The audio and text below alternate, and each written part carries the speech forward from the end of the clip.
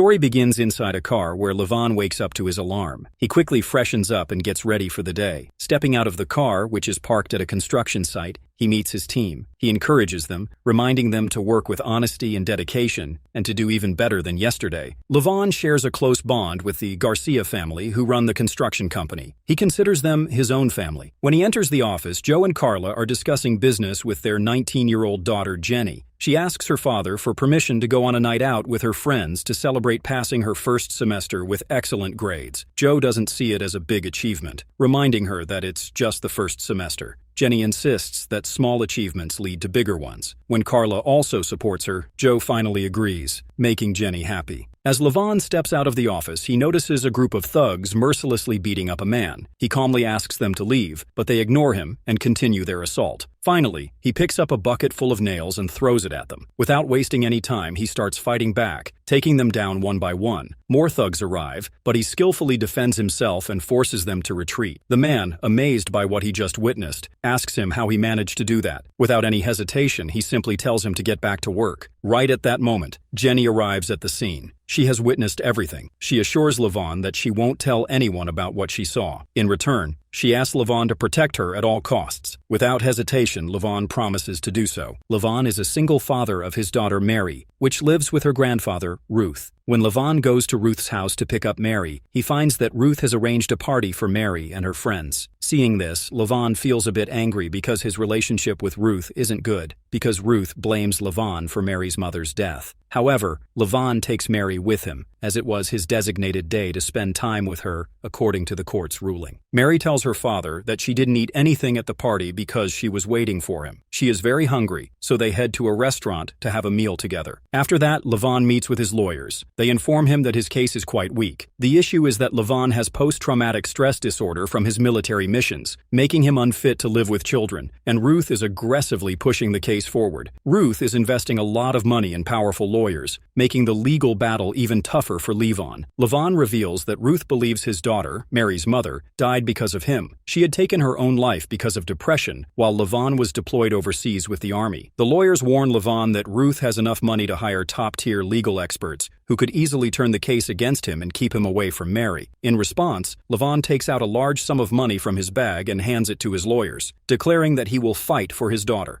They mention that he has this money only because he has been living out of his car instead of renting a place. His lack of a permanent residence weakens his case even further. Hearing this, Levon starts feeling uneasy. On the other hand, Jenny goes to a club with some of her friends to party. However, they are being watched by a criminal couple, Viper and Artemis, who are looking for a girl to bring to their client. They secretly take videos and pictures of various girls and send them to their boss. They spot Jenny. As Jenny takes one of her friends, who is feeling sick, to the restroom, the criminals wait for the right moment. When she is on her way back, they grab her. They quickly cover her mouth, muffling her screams, and drag her toward the back exit. Without wasting time, they shove her into a van and drive away. On Monday morning, Levon arrives at work and notices the police leaving the office. This makes him a bit uneasy. As he steps inside, he sees that Carla and Joe look extremely worried. Joe tells Levon that Jenny has been missing since Friday night, and there's no trace of her. He further explains that on Saturday, they had organized a piano function because Jenny is an exceptional pianist. Her entire family had gathered at her house for the event, but she never showed up. Her cousin, who is a police captain, was also present. Although he filed a complaint, he admitted that the police wouldn't be able to do much in this case. Finally, Joe pleads with Levon for help. He knows that Levon is a former Green Beret and has the skills to track down dangerous people. However, Levon refuses. He insists that he has left that part of his life behind and can't do this anymore. Desperate, Carla steps in and offers Levon $50,000, promising an additional $20,000 to cover all expenses. On one condition, he must bring Jenny back. Levon hesitates at first. He is already fighting a legal battle for his own daughter and trying to do the right thing. But then, he remembers the promise he made to Jenny. That promise weighs on him, and in the end, he agrees. After that, Levon visits his former fellow soldier, Gunny, who lives in the countryside. Gunny lost sight in one eye during a mission, but he is deeply grateful to Levon for saving his life back then. Levon discusses the entire situation with Gunny, seeking his advice on what to do next. However, Gunny, sensing Levon's determination, tells him that he isn't really here for permission. He has already made up his mind. No matter what, Levon is going to find Jenny. After that, Levon goes to the Garcia family's house where everyone is gathered, deeply worried about Jenny. The entire family is anxious. fearing the worst. Levon finally meets Carla, who tells him that Joe is in Jenny's room. When Levon enters, he finds Joe completely shattered. He is sitting there, watching videos of Jenny while drowning himself in alcohol. His pain is evident. Joe tells Levon that Jenny had secured admission to a prestigious university because of her music scholarship. She had a bright future ahead. Hearing this, Levon reflects on his own past. He recalls how, after his wife's suicide, he had no one left. During that dark time, it was Joe and Carla who supported him and his daughter. They were the only family he had left. With determination in his voice, he promises that no matter what happens, he will find Jenny. Before leaving, he turns to Joe and reminds him that, as the eldest in the house, it's his responsibility to stay strong for the rest of the family. Then, Levon takes the bottle of alcohol from Joe's hand and walks out, ready to begin his mission. Levon begins his investigation, determined to track down Jenny. His first stop is the bar where she was last seen that night. As he enters, he spots the bartender, Johnny, who is secretly dealing drugs. Levon carefully observes him but doesn't intervene yet. Instead, he scans the area for any clues. His eyes then shift outside, where he notices something suspicious that the security camera is broken. Following his instincts, Levon moves toward the back of the bar. As he inspects the area, his gaze falls on a pearl from Jenny's necklace lying on the ground. After that, Johnny closes the bar and heads home, unaware that Levon has placed a tracker on his car.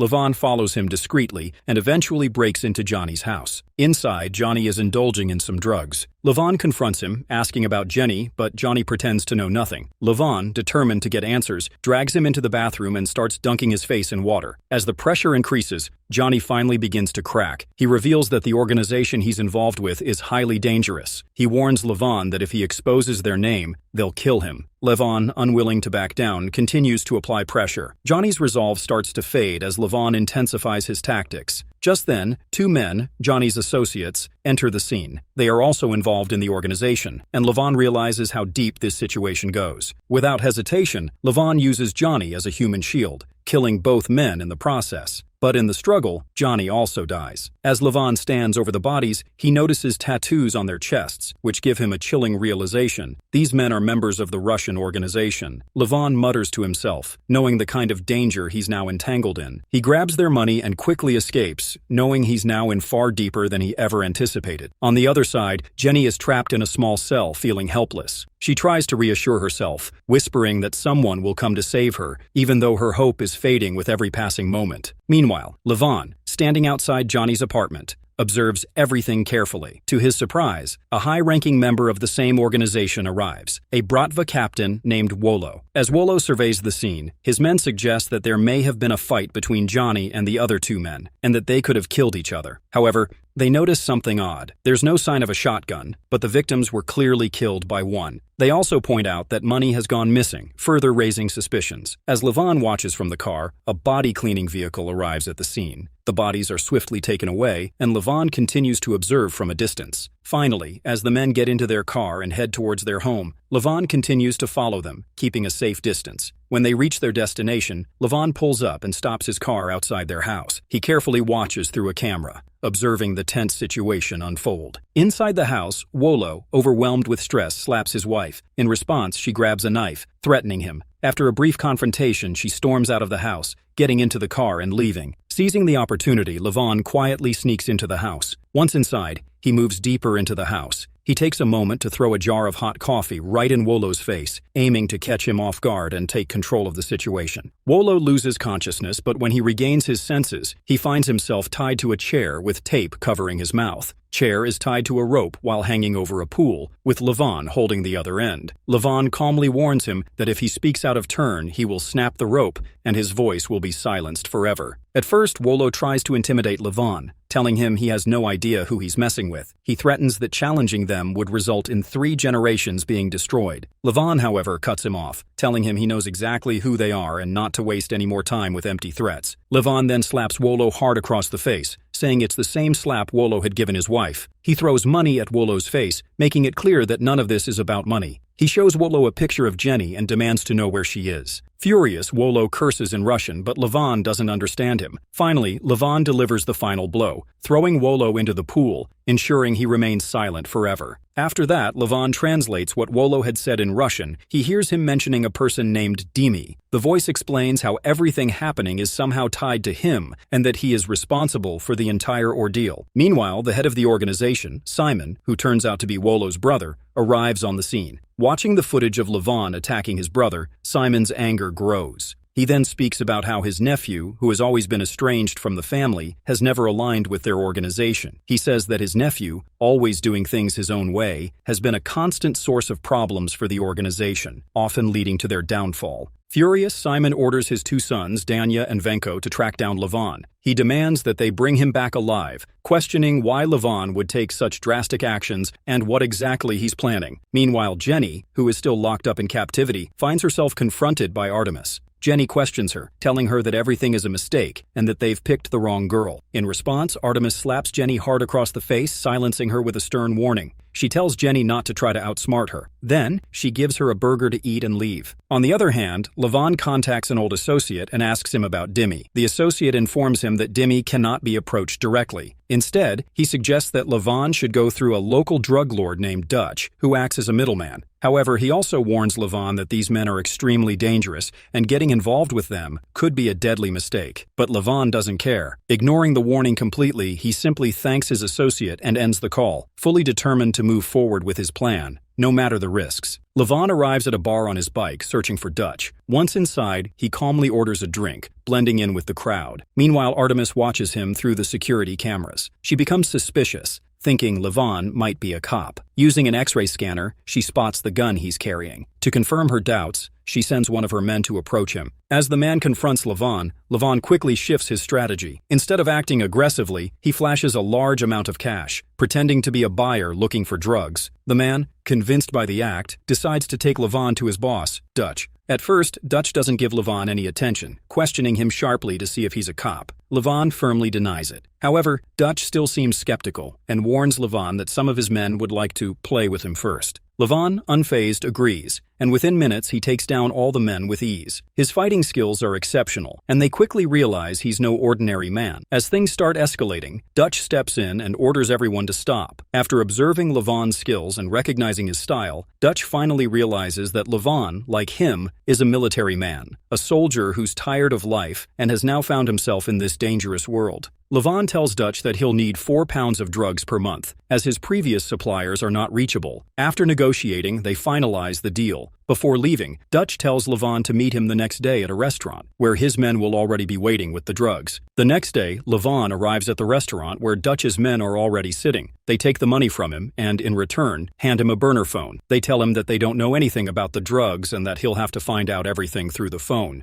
Levon, frustrated by their evasiveness, warns them that if things don't go as planned, he'll make them regret it. Later, as Levon sits in his car, the burner phone rings. It's Dutch. He tells Levon that the drugs are hidden beneath the seat of his car. Levon checks, and sure enough, the drugs are there. Dutch then explains that all future business will be conducted through the burner phone, and that Levon should hold on to it and never throw it away. Levon agrees, knowing this is a dangerous game he's now fully involved in. At night, Artemis and Viper bring Jenny, locked inside a briefcase, to meet their client, Mr. Broward. He is ready to assault her while she remains unconscious. However, just as he is about to do something, Jenny suddenly wakes up. Without hesitation, she bites his cheek so hard that a large chunk of his flesh rips off. Broward screams in agony. Furious and in pain, he yells at them, demanding that they take her away immediately. Meanwhile, Levon, deep in thought and piecing together his investigation, receives a call from Dutch. Dutch informs him that the next day, his boss, a powerful Russian, is willing to meet with him. However, Levon must come properly dressed in a suited, booted look. Levon agrees, knowing this is a critical step in his mission. Determined to play along, he visits a store, purchases a suit, and heads to the restaurant where Dutch's boss, Dimi, has arranged to meet him. Levon goes through the security check and finally reaches a table where Dutch and Dimi are already seated. They discuss business, and Dimi asks Levon to hand over his driving license card for verification. Without hesitation, Levon gives them his card, allowing them to confirm his identity. Once verified, Levon makes the payment, takes the drugs, and leaves. However, Levon has no intention of following through. He flushes all the drugs down the toilet. Later, while browsing photos of Jenny's friends, he spots something alarming. Viper is visible in one of the pictures, secretly taking videos and photos. Realizing the connection, Levon grabs Johnny's phone and finds records of his conversations with Viper regarding the same matter. Using the phone's data, he tracks Viper's location and immediately heads there, ready to uncover the truth. Levon hides his car behind a tree, carefully observing the scene. However, inside the camera room, Artemis spots him using an X-ray scanner. Realizing his presence, she immediately sends her men after him. Levon notices them approaching and quickly jumps onto a nearby bike, speeding away. But he isn't alone for long. Two cars filled with armed men chase after him. Among them are Danya and Venko, who also join the pursuit, determined to capture Levon at any cost. Levon keeps driving as the pursuing cars stay close behind. He finally enters the woods, but after a brief chase, his bike crashes into a police car. The cops immediately step out. However, the two officers are corrupt criminals on payroll. Soon, Danya and Venko arrive at the scene. They hand the officers a hefty bribe and tell them to forget everything they saw. Without hesitation, the cops accept the money and walk away as if nothing happened. Danya and Venko then throw Levon into their van, tying him up as they prepare to torture him. They remind him how they killed his uncle, taunting him. But Levon refuses to go down without a fight. A brutal struggle breaks out inside the moving car. The three men exchange heavy blows, fighting for control of a gun. Amidst the chaos, the gun goes off and the bullet blasts through the driver's skull, splattering his brain all over the car. Losing control, the vehicle swerves violently. Using the moment to his advantage, Levon grabs the gun and quickly eliminates Danya and Venko with precise shots. Without wasting a second, he escapes the wrecked vehicle and pushes it into the river, making sure all evidence sinks beneath the water. Simon later visits the morgue where he finds the bodies of his sons. The sight of their lifeless forms fills him with rage and sorrow. Standing over them, he vows that Levon's actions are now personal. He swears to hunt Levon down and take revenge no matter the cost. With a final glance at his sons, he leaves, his mind set on one goal: to destroy Levon. The next day, Viper and Artemis meet with Dimi. Dimi, still furious, tells them that Jenny's actions have caused them a great deal of trouble. She's ruined a deal with a client who was set to give them 200 grand. The client ended up severely injured, requiring 39 stitches. Dimi, livid, warns them that this is no longer a simple matter. He tells them that they're in the business of pleasure, not surgery, and threatens that if anything happens again, he will kill both of them. He orders them to find a way to deal with Jenny and clear the mess, giving them no room for failure. Simon meets with the Brotherhood and tells them that they are facing a devil who is systematically killing their soldiers, posing a serious threat to all the organizations. One of the leaders at the meeting sends two of his men to assist Simon in finding Dimi, believing they will be helpful in tracking him down. Simon takes these two men and heads out in search of Dimi. After some time, Simon and his men reach Dimi's location. They open fire, causing chaos and scattering the public. Finally, Simon meets with Dimi and informs him that his father has been killed. Dimi, however, shows no concern and states that he has always been different and doesn't care about his father's death. But when Simon shows him a picture of Levon who killed his father, Dimi is visibly shocked and surprised. He recognizes him, revealing that he recently did business with him. Dimi is now deeply disturbed, which makes him more anxious. He hands over the picture of Levon's license to Simon. After that, Simon calmly declares that Levon is now hunting him down. After that, Simon's men track down everything about Levon from his driving license. They head to Ruth's house. Meanwhile, Levon is driving when he receives a call from the school informing him that Mary is waiting for someone to pick her up because no one has arrived yet. Levon is a bit surprised because Ruth is never late. He goes to pick up Mary and asks her if something is wrong at home or if Ruth is ill. Mary reassures him that nothing is wrong, but she mentions that Ruth has never been late before and isn't responding to her messages. Levon's suspicion grows. However, their lighthearted conversation takes a turn when Levon asks her to check her phone and realizes that Ruth and Mary share location information with each other. He notices that Ruth's location is still showing as home, and this raises his concerns even further. Levon quickly deduces that something is definitely wrong and immediately drives to Ruth's house. After arriving at Ruth's house, Levon sees that the house is engulfed in flames. He tells Mary to stay in the car, but she steps out. Levon insists that she stay put and don't come near the fire. As Levon enters the house, he finds Ruth severely injured but still alive. He quickly breaks a window, carries Ruth on his shoulder, and takes him outside. Ruth, gasping for breath, explains that it was Russians who attacked him. Ruth realizes that this must be connected to Levon, and his suspicions are confirmed. He curses Levon and says that violence follows him. At that moment, Mary arrives and tells her grandfather that it was Levon who saved his life, and had Levon been even a little late, he would have died. Ruth, still weak, thanks Leon for saving his life. While paramedics and police arrive at the scene, Ruth tells Levon to take Mary away from the house because it's no longer safe for her. Levon agrees, and he and Mary leave. Later, Levon goes to his friend Gunny's place and asks him to look after Mary for a few days, explaining that his work isn't finished, and Mary could still be in danger. Gunny reassures Levon,